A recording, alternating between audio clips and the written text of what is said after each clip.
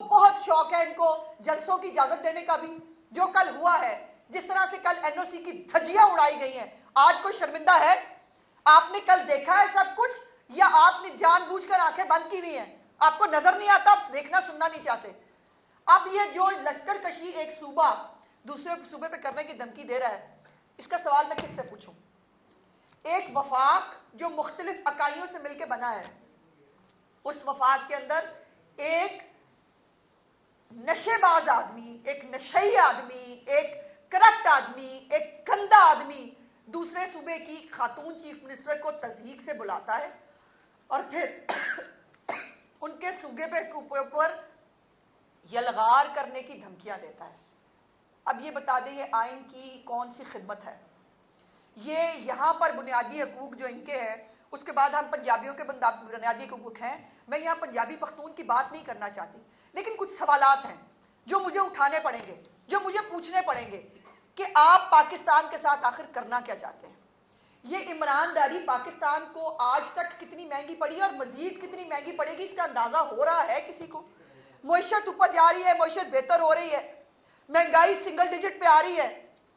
वो अपना फितना फसाद लेके बाहर आ गए। और हाँ, 15 दिन में गंडापुर ने अपना लीडर रिहा कराना है। मैं 20 दिन देती हूं, कराए रहा, देखते हैं। इनको कहते हैं कल इतना डिप्रेशन का आलम था कि प्रेसिडेंट अलवी से लेकर नीचे वो बाहर बैठे हुए सारे जो इनकलाबी हैं, वो फेक वीडियो धड़ाधड़ फेक वीडियो शेयर कर रहे हैं। और अगर पंजाब से लोग नहीं निकले तो उस पर फेक वीडियो लगा लगा के फिर आपने अपनी इज्जत बचाने की कोशिश की। ऐसे नहीं बचती इज्जतें। और गंडापुर का जो सरकारी लश्कर है, उसके बगैर 3000 बंदा नहीं था पूरे जलसागाह के अंदर। और मैं पूछना चाहती हूं अपनी मुअज़्ज़ज़ अदलिया से, पेशावर हाई कोर्ट जो जाहिर है जिसका ये डोमेन बनता है, और इस्लामाबाद हाई कोर्ट जिसको इनसे जलसे कराने का बहुत शौक है, कल आपने सरकारी जो पैसा है उसका इस्तेमाल होते देखा है? आपको पता चला? हम भिजवा देते हैं आपको रिपोर्टें। अगर आपको पता नहीं चला, रिपोर्टें आपके पास ऐसे सारी होती हैं। किस तरह से सरकारी जो मुलाजमीन के साथ पूरा अरबों रुपए का फंड, गाड़ियां, मुलाजमीन, रेस्क्यू 1112, क्रेन्स, ये सब चीजें इस्तेमाल हुई हैं जलसे के लिए। इसके ऊपर किसी को कोई पूछेगा किसी से सवाल कि ये सरकारी पैसे का इस्तेमाल जो खैबर पख्तूनख्वा के आम आदमी के ऊपर लगना चाहिए? वो क्रेनें जो डोली पर लटक रहे हैं, लोग आज भी खैबर पख्तूनख्वा के वो मर रहे होते हैं, आधे गिर जाते हैं दरिया के अंदर, आधे बच जाते हैं, उनको उठाने के लिए तो क्रेन होती नहीं। यहाँ जो है वो, और फिर क्या सियासी जमातें क्रेनें लेके चलती हैं? क्या सियासी जमातें ये इस तरह की तैयारी करके चलती हैं जिस तरह की पुरअमन एहतजाज ऐसे होता है? और आप हमें कहते हैं पुरअमन एहतजाज की इजाजत होनी चाहिए। देख लिया आपने पुरअमन एहतजाज? और क्या कुछ करना है इस मुल्क के साथ? 9 मई के मुल्जमान को जब आप छोड़ेंगे फिर यही होगा। 9 मई करके भी अगलों ने देख लिया कोई फर्क नहीं पड़ता, कोई मसला ही नहीं, तो बस ठीक है, उनकी हिम्मतें बड़ी हुई हैं। ये मुल्क उनकी आग लगाने के लिए बना है, उनको आग लगाने की इजाजत दे देनी चाहिए। कल खातून सहाफियों के बारे में भी गंद बका गया, पर मेरा सवाल है, वो भी तो कुछ खवातीन सहाफी हैं जो बाकायदा एक प्रोपेगेंडा सेल की मेंबर है, बाकायदा जो एक व्हाट्सएप ग्रुप में शेयर होता है वो सब एज इट इज उसको जो है वो पेस्ट करते हैं।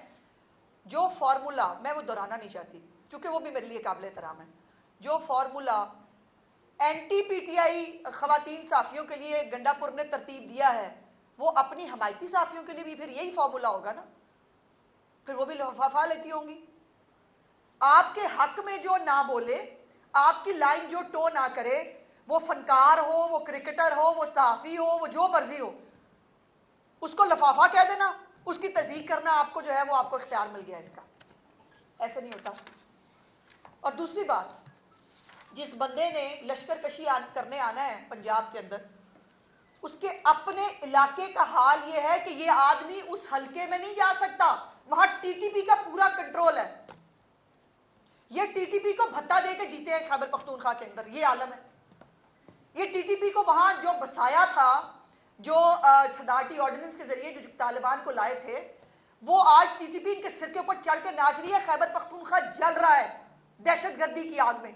खैबर पख्तूनख्वा जो है वो यरगमाल है तालिबान के हाथों, और इसको लश्करकशी करनी है इमरान खान को जेल से छुड़ाने के लिए। और इमरान खान क्या कोई नमाज़े कज़ा होने के लिए जेल में है, या इमरान खान किसी वकील को चोरी के केस में जेल में है? उसके ऊपर केसेस तो देखो क्या है।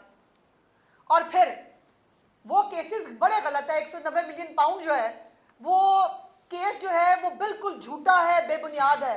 लेकिन जनाब मैं इमरानुल्लाह नियाज़ी जो है, मुझे सबसे पहले जो नया कानून बना उस पर रिलीफ मुझे दे दें, मेरे केस फारिग कर दें।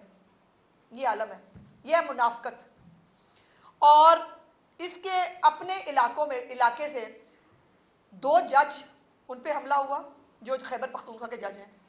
3 फौजी अफसरान को अगवा किया गया, और सिर्फ 6 माह के अंदर, पिछले 6 माह में जब से ये हुकूमत में है, 5 मरतबा पुलिस हमले हुए और कई जवान शहीद हुए। ये इसके अपने इलाके की बात है, ये इसके अपने सूबे की बात है। और ये धमकियां देता है खड़ा होकर मरीम नवाज, ये धमकियां देता है पंजाब के सूबे को। पंजाब का सूबा जो है वो हम बड़े होने का हमेशा सबूत देते हैं, हमें बड़ा बिल्कुल हम बने हैं, हमेशा हर जगह बने हैं। लेकिन पंजाब को, पंजाबियों को अपनी इज्जत करवानी भी आती है, और अपनी गैरत के ऊपर जो है वो हम किसी चीज़ का कॉम्प्रोमाइज़ नहीं करते। ये बात बड़ी अच्छी तरह पता। और हमारी तो पंजाब पुलिस ही बहुत मशहूर है, मैंने आपको बता दी। ऐसा नशइयों का नशा उतारती है ना पंजाब पुलिस कि उसके बाद फिर नशई जो है ना वो अपनी 7 पुश्तें उनकी तौबा करती है कि हमने कभी नशा नहीं करेंगे। अब ये जो इनके अपने काबीना के रुकन ने कहा कि 2 अरब के ठेके में से 10% के हिसाब से 20 करोड़ रुपए इनके सेक्रेटरी ने वसूल किए। कहां है उसका जवाब? ये करप्ट आदमी मरियम नवाज को बातें करेगा, ये गंदा आदमी मरियम नवाज पे जुमले जो है वो कसने की कोशिश करेगा। ओ भाई, मरियम नवाज तो बहुत बात की बात है, पंजाबी औरतें बहुत है तेरे लिए। और आई डोंट नो कहना चाहिए या नहीं, आज मैंने पहली दफा महसूस किया कि मुझे औरत नहीं होना चाहिए था, क्योंकि जो मैं कहना चाहती हूँ वो मेरी तरबियत, एक खातून होना मुझे रोक रहा है। लेकिन एक बात बता दूं, पिछली दफा ये रोते हुए दिखाई दिए थे आपको जब सिंध पुलिस की कस्टडी में थे और इनके बाल मुड़ दिए गए थे। आगे आप समझदार हैं। दूसरी बात, पिछले 12 साल में खैबर पख्तूनख्वा में एक स्कूल, कोई एक अस्पताल, कोई एक तरक्याती काम ये बताने के काबिल नहीं है। और जहां तरक्की हो रही है, जहां मरियम नवाज जो है वो एयर एम्बुलेंस ला रही है, जहां वो लोगों के घरों पे अद्वियात पहुंचा रही हैं, जहां वो किसान कार्ड लेके आ रही है, जहां वो जो है वो बच्चों को वज़ाइफ दे रही हैं, जहां लैपटॉप स्कीम आ रही है, जहां पर ग्रीन ट्रैक्टर स्कीम आ रही है, जहां सब कुछ हो रहा है, उस पर ये जल जल के इनका मर रहे हैं। ये करो ना मुकाबला, हिम्मत है तो नशे की हालत से बाहर निकल के मुकाबला करो, तरक्की का करो मुकाबला मरियम नवाज से, और कहो मरियम नवाज मैं ये मुकाबला करता हूं, फिर तुम्हें समझे भी। तुम अपनी गंदी जबान जो है वो उठाते हो और बदतमीजी करना शुरू कर देते हो। इस गंदी जबान से ना मरियम नवाज को कोई फर्क पड़ता है, ना हमें किसी को कोई फर्क पड़ता है। तुम्हारी अपनी तरबियत नजर आती है, और अफसोस की बात है कि अब तो मैं ये कहने पे मजबूर हूं कि आपकी अपने घर की तरबियत नजर आती है। और दूसरा, जो वफाक से फंड मिलता है, वो फंड जो है वो उसका कोई आता पता नहीं, वो कहां जाता है, कौन खा जाता है उस फंड को। अगर वो जो फंड मिला है आज तक, पहले खैबर पख्तूनख्वा उसका जवाब तो दे। कितनी सड़कें बनाई, कितने पुल बनाए, कितने अस्पताल बनाए, कितनी यूनिवर्सिटियां बनी। और आलम यह है कि यूनिवर्सिटियां बंद की जा रही हैं। 10 यूनिवर्सिटियां पिछले दिनों खबर आई बंद की जा रही हैं। खैबर पख्तूनख्वा में फंड्स नहीं है। 1000 अरब रुपए से ज्यादा का मकरूज ये सूबा है, और वो जो है वो उसके सूबे का जो वजीर आला है, या उसको होश नहीं होती, या जो है वो, अब देखे ना, अब